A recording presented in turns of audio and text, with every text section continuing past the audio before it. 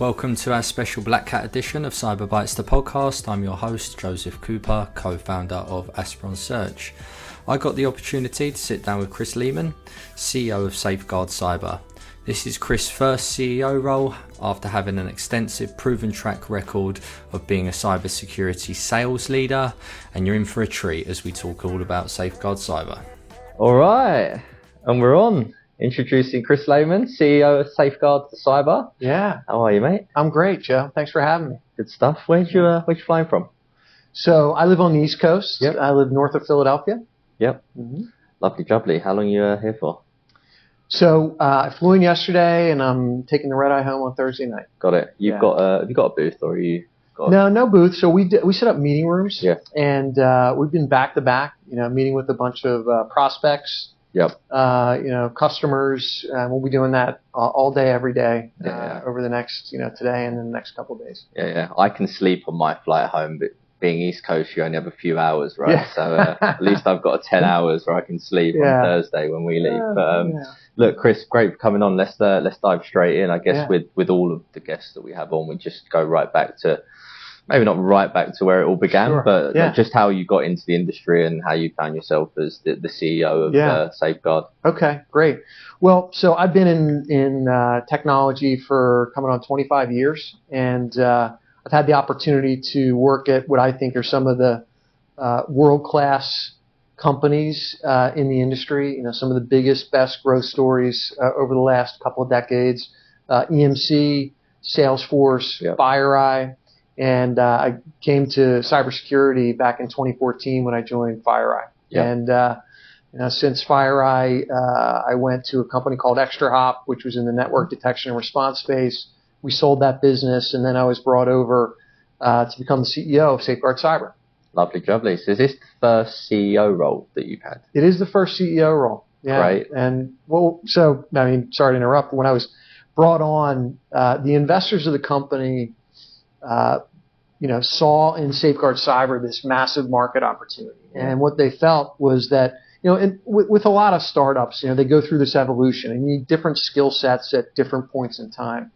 And what the conclusion they came to was that this company had a nice start, but really needed someone who has a lot of experience scaling and growing businesses, and in particular has experience in Go-To-Market, and I'm a career sales leader prior to becoming a CEO. Yep. And they felt like my experience and skill set really fit nicely into SafeGuard Cyber and the opportunity that we have moving forward. What VCs was that? So our lead investor is a group called Night Dragon. Yep. And Night Dragon, obviously a really big player in cybersecurity, is founded and is led by Dave DeWalt and Ken Gonzalez. And I've known Dave since 1999. Nice. And this is my fourth company where I've worked with Dave. And so there was a lot of trust and in the relationship, going both ways. I've got a lot of faith in Dave and his ability to really see the big trends that are coming in the industry. And Dave, having worked with me at a few different companies, had a lot of faith in my ability to run and grow the business. And so that was ExtraHop. You were a CRO, right? Correct. What was the trajectory when you first joined there to leaving? So I joined ExtraHop in 2017, and actually an interesting parallel to SafeGuard Cyber. ExtraHop was originally a business that focused on network monitoring, and they saw an opportunity to extend the technology to a cybersecurity use case, and that's why they hired me from FireEye. And when I joined, we were doing about $20 million in ARR. Yep. And when I left, or when we sold the business 5 years later, we were doing $140 million in ARR.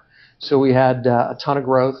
And, when I left, we were considered one of the leaders in the network detection and response spaces of cybersecurity. And with SafeGuard Cyber, it was an interesting parallel because SafeGuard Cyber historically was a technology that focused on more of a compliance use case. But the investors, and ultimately when I did my diligence on the company, saw that it was a technology that could very easily be extended and provide tremendous value to cybersecurity teams. Yeah, love it. What exactly? Let's dive in on SafeGuard. What are you guys doing? Yeah. Provide an overview and Sure. your product suite.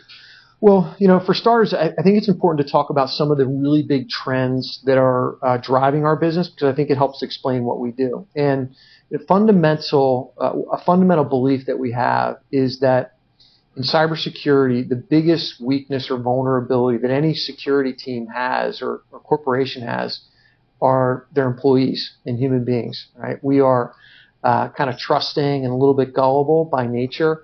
And candidly, some of the attacks that are targeted against humans today just can't be detected by the human eye.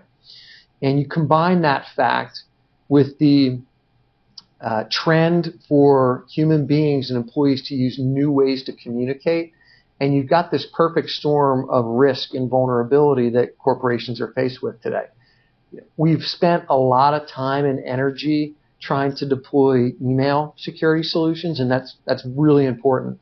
But the fact of the matter is, and the data backs this up, 45% of all business communication today now takes place outside of email. And by and large, security teams, corporations are really far behind at deploying, getting visibility into those communication channels and really securing them. And like I said, that's created this recipe of risk. And at SafeGuard Cyber, we help monitor, provide visibility, and protect all of the communication channels that your employees are using to engage with fellow employees, with business partners, with customers and prospects. So yes, we do email, but not only do we help protect email, but we also monitor collaboration channels like Slack and Teams. We monitor mobile messaging applications like WhatsApp and Telegram and SMS or iMessage. We monitor social channels like LinkedIn.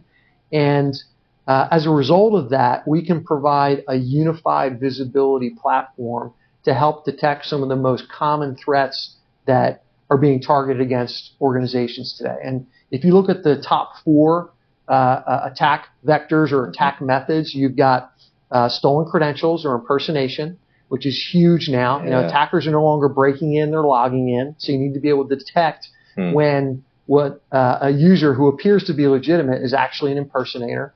You need to be able to detect phishing attacks. You need to be able to detect business email compromise attacks. But we don't call it BEC, we call it BCC, business communication compromise, because it really happens on more than just email channels. And then the fourth most common attack method is attacking cloud misconfigurations, but we don't really play in that space.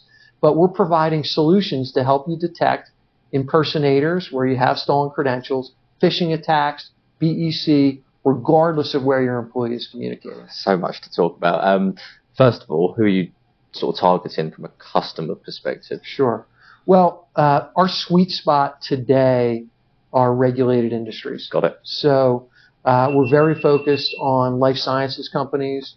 We're very focused on the banking industry. And candidly, it's because they're most kind of forward-thinking when it comes to securing data and making sure that all these channels are being monitored.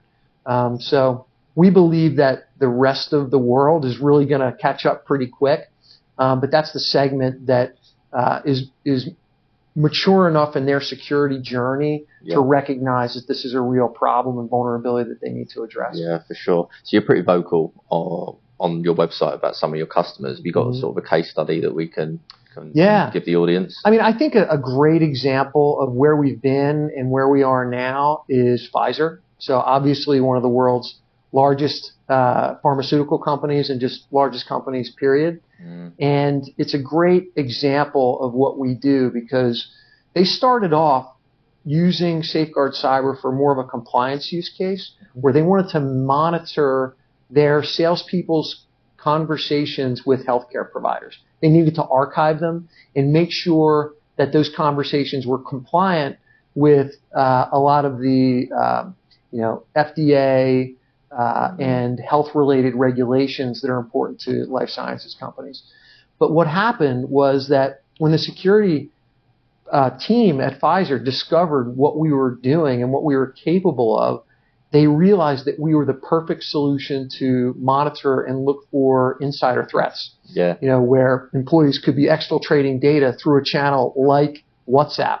And, they didn't realize it was even possible because they said, well, it's an encrypted channel. How are you going to detect if they're exfiltrating data? Well, that's okay because we actually have access at the API level. We integrate at the API level. So the fact that the conversation is encrypted when it's in transit is irrelevant. We are monitoring because of where we're integrating. We're able to see everything that's happening inside of that channel. Yeah, nice. How are you guys keeping up with like the new adoptions of like you get the Telegram, Signal, and all the new messaging apps? Like it seems like every few months there's a new way of communicating. So how are you guys keeping up with that? Yeah, well, so it's a little bit of a never-ending race. There's always going to be the new channel. But it's fairly easy for us to extend the platform to monitor new channels. But we're focused on the big ones, right? Like you said, the Telegrams, the WhatsApps, the Signals, SMS, iMessage. And by focusing on the big ones, that really addresses 95% of the need in the marketplace. And if a customer or prospect has a channel that they're really concerned with and we're able to make it work financially, we're happy to add channels. We're constantly adding channels. We monitor over 30 channels today, 52 different languages. So it's, as I said, a very extensible platform. Nice. It's obviously really competitive security. There's a lot of noise within security. Like, what are you guys like specifically? Do you have like a main competitor, or is it like what are you guys doing differently? So let me say that all of the traditional email security providers are starting to think about, hey, we should probably monitor some of these other channels now. So you can look at any of them and say that they're competitors of ours, but candidly, they're just not as far along as we are as it relates to monitoring these other channels. So it's kind of a greenfield market for us. I think that maybe the more interesting question is, well, how do we differentiate? What do we do different and better than some of these other solutions? And we really focus on a handful of areas. So number one, it's our ability to provide unified visibility. Security teams really, in my experience, are looking for platforms that can do more. They don't want one-trick ponies, right? They don't want a solution that just monitors email. In an ideal world, they can choose a solution that will do everything that their email solution provider can do, but they'll also monitor collaboration channels and messaging apps and social channels. So our ability to provide unified visibility is arguably the very first thing that appeals to our customers that we're speaking to. The next piece is something that is very unique to us, and it's what we call contextual AI. It's our analytics. And contextual AI is a combination of a couple concepts. So number one, it's our ability to monitor all these channels. But then we've built our technology in a new platform that we're actually releasing in September, SafeGuard 8. And what we've done is taken multiple machine learning models and built those machine learning models on top of what's called an ontological architecture. Ontological architecture sounds really fancy. The way to think about it is that it's a architecture that allows systems to mimic the way the human brain thinks and the way the human brain synthesizes information and understands relationships amongst data sets, entities, people, etc. And we've built 3 different machine learning models on top of this architecture. It really starts with a large language model-based machine learning. And what this does is enable us to not just analyze the device or the user, but look inside of the application and analyze the conversation that's occurring to detect things like social engineering, right? So we can detect urgency and deception or impersonation. And you think about a very recent attack that's gotten some publicity is there was an article that just came out, it was about 4 days ago, where a user was targeted inside of Microsoft Teams. And the attacker was APT29, Cozy Bear, the same firm that is widely believed to have executed on the SolarWinds attack. And what they were doing was using stolen credentials. And they used those stolen credentials to impersonate the IT organization inside of their target company, and went to these users inside of Microsoft Teams and asked them to provide them their MFA access code. So it was social engineering. Wow. None of these technologies are really designed to detect that type of attack, because there's no anomaly, right? It's just conversational, but they're using techniques which our large language models would enable us to detect and understand something suspicious is going on here. So we start with large language model analysis. We also use behavioral analysis, which looks for anomalies in, again, users, accounts, devices, basically analyzing and looking for anomalies in the metadata associated to those entities. And then we're also using social knowledge graph machine learning models, where we can understand and track the universe of individuals that a user is communicating with, and help us detect anomalies there. But we don't stop there, right? So we're using multiple analysis techniques on top of an ontological architecture, and this leads to our third differentiator, which is our ability to help companies understand the magnitude of impact associated to a threat, right? And this is really important. In a world where security teams are generally overwhelmed with alerts, right? They can't possibly respond to them all. They don't have enough people. They're constantly having to train. In this world where it's the asymmetric battle, right, where you're overwhelmed, you need to the answer, very simply, do a better job of prioritizing. What do I respond to? And what we do is we integrate all of those analysis techniques with domain-specific understanding and knowledge of the organization, which helps us through machine learning models to understand the magnitude of impact of a threat. And let me give you an example. A very common form of cyber attack will be invoice and payment fraud. And all invoice and payment fraud attacks are not created equal. If there's an invoice and payment fraud attack for a $5 invoice, that's not nearly as important or as high a priority as an invoice and payment fraud for $50,000, right? You need to understand that context to properly prioritize. If you have an impersonation attack, or there's an impersonator, someone who's stolen credentials and is pretending to be one of your employees, the priority of response, if the individual is in marketing or sales and basically doesn't have access to anything particularly important, is much different than if someone in your IT organization is being impersonated and they happen to be an administrator of one of your mission critical systems, right? Because that impersonator could do serious damage to your business, right? Could shut it down. So that's the kind of context that you need to understand to properly prioritize and inform your response.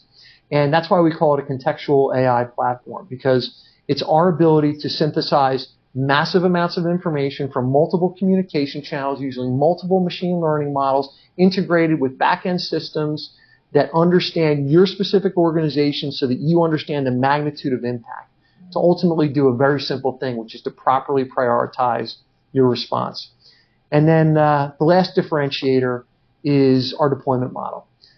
We do not require an agent because we're based upon an API to API integration. We can literally be up and running almost as fast as you can type in your username and password. And we are able to have access and start to view and monitor these communication channels. Amazing. What's the future for SafeGuard? So you've been there a year and a bit now? Yeah, a little over a year. What's the future? Well, I mean, the big event is the release of SafeGuard 8, which is coming out, as I said, in September, or the end of September.